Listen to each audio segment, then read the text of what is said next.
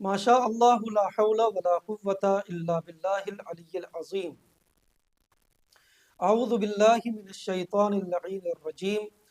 بسم اللہ الرحمن الرحیم۔ الحمد للہ رب العالمین وبہ نستعین وہو خیر ناصر ومعین، وصلی اللہ علی محمد وآلہ الاطیبین الاطہرین۔ اللہم صل علی محمد وآل محمد وعجل فرجہم۔ اما بعد فقد بسم اللہ الرحمن الرحیم۔ یا ایہا الذین آمنوا اتقوا اللہ وکونوا مع الصادقین۔ صدق اللہ العلی العظیم۔ السلام علیکم ورحمۃ اللہ وبرکاتہ۔ ناظرین گرامی، ہماری گفتگو آداب زندگی عنوان کے تحت ہماری زندگی میں پیش آنے والے مختلف مسائل اور مراحل سے متعلق ہے اور آداب سے متعلق ہے، لہٰذا یکی بعد دیگر ہم اپنی زندگی کے مرحلہ بمرحلہ ان تمام چیزوں کو بیان کر رہے ہیں کہ جو ہماری زندگی کے لیے ضروری ہے۔ اس سے پہلے والی ایپیسوڈ میں ہم نے سلام سے متعلق آپ حضرات کی خدمت بابرکت میں چند معروضات پیش کی تھیں، اور آج سلام کے بعد جس اہم موضوع پر ہم گفتگو کرنے والے ہیں وہ ہے مصافحہ یا معانقہ۔ مصافحہ یعنی ہاتھ ملانا، اور معانقہ یعنی کسی سے گلے ملنا، بغل گیر ہونا۔ اس سلسلے میں چھٹے امام کے ارشاد گرامی ہے کہ جو لوگ ایک جگہ موجود ہوں ان کا سلام مصافحے کے ذریعے مکمل ہو جاتا ہے، پورا ہو جاتا ہے، لیکن جو سفر سے آ رہا ہے ان کا سلام بغیر معانقہ مکمل نہیں ہوتا۔ یعنی ان کو چاہیے کہ وہ مصافحے کے ساتھ ساتھ جب سفر سے آئیں تو سامنے والے سے معانقہ بھی کریں۔ اگر ہم چاہتے ہیں کہ مکمل طریقے سے سلام ہو تو پھر ہمیں اس سے بغل گیر ہونا بھی چاہیے اور اس سے معانقہ کرنا چاہیے، اس لیے کہ سفر سے آنے والے کا سلام معانقے کے ذریعے ہی پورا ہوتا ہے۔ ایک اور معتبر حدیث میں چھٹے امام سے وارد ہوا ہے کہ جو مصافحہ کرے، یعنی مصافحہ کی بہت زیادہ تاکید وارد ہوئی ہے۔ کیوں؟ اس لیے کہ مصافحہ کرنے سے دلوں کا کینہ اور حسد دور ہوتا ہے، یعنی مصافحہ کرنے سے انسان کا دل پاک ہو جاتا ہے۔ مصافحے کا معنی ہے، جیسا ہم نے عرض کیا، ملاقات کے وقت کسی کی طرف اپنا ہاتھ بڑھانا اور ہاتھ ملانا۔ مگر رسول اسلام فرماتے ہیں کہ جب ایک مومن دوسرے بندے مومن سے مصافحہ کرتا ہے اور ہاتھ ملاتا ہے تو ان دونوں کے ہاتھوں کے درمیان اللہ کا دست رحمت بھی آ جاتا ہے، اور مصافحے کے ذریعے دونوں کے درمیان محبت اور بھائی چارہ قائم ہوتا ہے۔ اور رسول اسلام کی سیرت میں یہاں تک ملتا ہے کہ جب رسول اسلام کسی سے مصافحے کے لیے ہاتھ بڑھایا کرتے تھے یا کسی سے مصافحہ کیا کرتے تھے تو رسول اسلام اس وقت تک اپنا ہاتھ نہیں کھینچتے تھے جب تک سامنے والا اپنا ہاتھ نہیں کھینچ لیتا تھا۔ یعنی اس وقت تک رسول اسلام ہاتھ بڑھا کے ہی رکھتے تھے، اور ہمیں بھی اس بات کا خیال رکھنا چاہیے مصافحہ کرتے وقت کہ جب تک سامنے والا اپنا ہاتھ نہ کھینچ لے اس وقت تک ہم ہاتھ پیچھے نہ کریں۔ مصافحے سے متعلق امیر المؤمنین علی ابن ابی طالب علیہ السلام فرماتے ہیں: اذا لقیتم اخوانکم فتصافحوا واظہروا لهم البشاشة والبشر تتفرقوا وما علیکم الا۔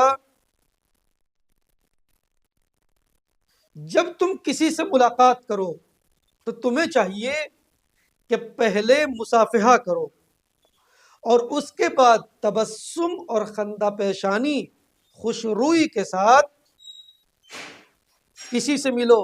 اگر تم نے ایسا کیا تو جب تک تم دونوں جدا نہیں ہو جاؤ گے اس سے پہلے اللہ تمہارے سارے گناہوں کی مغفرت فرما دے گا۔ سارے گناہوں کو بخش دے گا۔ یعنی اگر ایک انسان فقط مصافحہ کر رہا ہے اور خوشروئی سے ملاقات کر رہا ہے تو اس مصافحے کے صدقے میں اللہ مصافحہ کرنے والوں کے تمام تر گناہوں کی مغفرت فرما دیتا ہے۔ پانچویں امام سے وارد ہوا ہے کہ جب کوئی بندہ مومن مصافحہ کرتے ہیں تو خدا ان کو دیکھتا ہے اور مصافحہ کرنے والوں کے گناہ مصافحے سے ایسے پاک ہو جاتے ہیں اور ایسے مٹ جاتے ہیں جیسے موسم خزاں میں درختوں سے پتے جھڑ جاتے ہیں۔ چھٹے امام نے نبی مکرم اسلام سے روایت کی ہے کہ نبی مکرم اسلام کی ملاقات حذیفہ سے ہوئی۔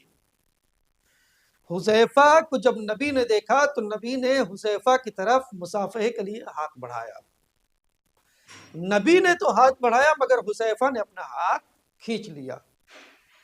اللہ کے رسول نے سوال کیا، حذیفہ یہ کیا ہوا؟ میں نے تو مصافحے کے لیے اپنا ہاتھ بڑھایا ہے مگر تم اپنا ہاتھ پیچھے کیوں کھینچ رہے ہو؟ حذیفہ نے جواب دیا، یا رسول اللہ معذرت چاہتا ہوں، میں اس وقت حالت نجاست میں ہوں اور آپ کے ہاتھ کے احترام میں نے اپنا ہاتھ کھینچ لیا ہے۔ اللہ کے رسول نے فرمایا، حذیفہ کیا تم کو معلوم نہیں ہے کہ اللہ تبارک و تعالی مصافحے کے ذریعے مصافحہ کرنے والوں کے تمام تر گناہوں کی مغفرت فرما دیتا ہے۔ پانچویں امام نے فرمایا، روئے زمین پر سب سے پہلا مصافحہ ذوالقرنین اور جناب ابراہیم خلیل نے فرمایا تھا۔ سب سے پہلے مصافحہ ذوالقرنین اور جناب ابراہیم خلیل نے فرمایا تھا۔ جب جناب ابراہیم خلیل نے ذوالقرنین کو دیکھا تو مصافحہ کیا اور سب سے پہلا جو درخت روئے زمین پر اگا تھا وہ درخت خرما تھا، کھجور کا درخت تھا۔ اس مصافحے کے کچھ دنیاوی آثار ہیں اور کچھ اخروی آثار ہیں، یعنی کچھ دنیاوی فوائد ہیں اور کچھ اخروی فوائد ہیں۔ جو دنیاوی فوائد ہیں وہ کیا ہیں؟ مصافحہ کرنے سے خدا کی رحمت مصافحہ کرنے والوں کی شامل حال ہوتی ہے، یعنی ان پر اللہ کی رحمتوں کا نزول ہوتا ہے۔ دوسرے، مصافحہ دوسرے مومنین کی خوشی کا سبب ہے، اور تیسرے، مصافحہ دوستی کو زیادہ کرتا ہے، اور چوتھے، کدورت اور کینے کو دور کرتا ہے، اور پانچویں، مصافحے کے ذریعے دشمنی کو دوستی میں بدلا جا سکتا ہے۔ یعنی کیا مطلب؟ یعنی مطلب یہ ہے کہ اگر کوئی آپ کا دشمن ہو اور آپ اس کی طرف اپنا ہاتھ مصافحے کے لیے بڑھا دیں تو ہو سکتا ہے کوئی نرم گوشہ اس کے دل میں آپ کی طرف سے پیدا ہو جائے۔ لہٰذا مصافحے کے ذریعے دشمنی کو دوستی میں تبدیل کیا جا سکتا ہے۔ اخروی فائدے کیا ہیں؟ اخروی فوائد میں روایات میں ملتا ہے کہ مصافحے کے ذریعے سے اللہ مصافحہ کرنے والوں کے نامہ اعمال میں 1000 نیکیاں لکھ دیتا ہے۔ چھٹے امام نے فرمایا کہ مصافحہ کرنے والا بالکل ایسے ہی ہے کہ جیسے مجاہد فی سبیل اللہ، یعنی وہ انسان کہ جو اللہ کی راہ میں جہاد کر رہا ہو، لڑ رہا ہو، جنگ کر رہا ہو۔ اب مصافحہ کرنے کے کچھ آداب ہیں، ان کا ہمیں اور آپ کو ناظرین گرامی خیال رکھنا چاہیے۔ سب سے پہلی چیز، مصافحے میں ہمیں اس بات کا پیوستگی اور تکرار کا خیال رکھنا چاہیے۔ یعنی کیا مطلب؟ یعنی ایک وقت میں ہمیں کئی مرتبہ مصافحہ کرنا چاہیے اور کرتے رہنا چاہیے۔ اسی لیے روایت ہے، ابو عبیدہ کہتے ہیں کہ 5ویں امام کی میں خدمت میں حاضر تھا اور ہم ایک سواری پہ سوار ہوئے۔ جب ہم سواری پہ سوار ہوئے تو امام نے مجھے سلام کیا اور میری احوال پرسی کی، میرے حال چال معلوم کیے۔ اس طریقے سے امام نے مجھ سے احوال پرسی کی کہ جیسے ہم دونوں ایک دوسرے کو جانتے اور پہچانتے نہیں تھے۔ اس کے بعد جب ہم اترنے لگے، یعنی سواری سے پیادہ ہوئے، تو پھر امام نے دوبارہ مجھے سلام کیا اور مجھ سے مصافحہ کیا اور احوال پرسی فرمائی۔ اس کے بعد فرمایا، عبیدہ مصافحے سے گناہ ایسے جھڑ جاتے ہیں جیسے درختوں سے پتے۔ دوسرا جو ادب ہے مصافحے کا، یہ بالکل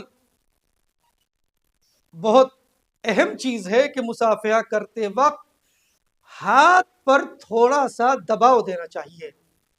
مصافحہ جب کسی سے کرے تو انسان ہلکا سا اس کے ہاتھ پر دباؤ دے،